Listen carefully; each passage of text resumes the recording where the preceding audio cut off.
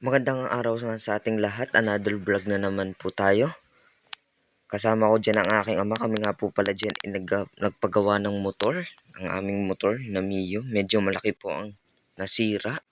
Kaya nagpalit po kami ng ibang pyesa. At salamat po sa naggawa kay Jan. Kung may mga gusto po kayong ipagawa ng motor, ay kayang-kaya po niya yon. Lalo na po sa mga makina. Kaya magpunta lang po kayo dyan sa talyer ng papunta sa may palengke ng bayan ng Lubo. Lahat ng makina ay kaya ho niyan.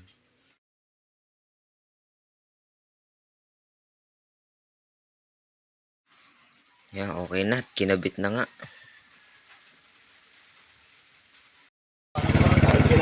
Salamat pala sa nagawa ng aming motor. Ay talagang napakagaling eh. Pwede nang itakbo sa malayo. Kakagaling. Na-under na eh. Na yun lang. Maraming salamat.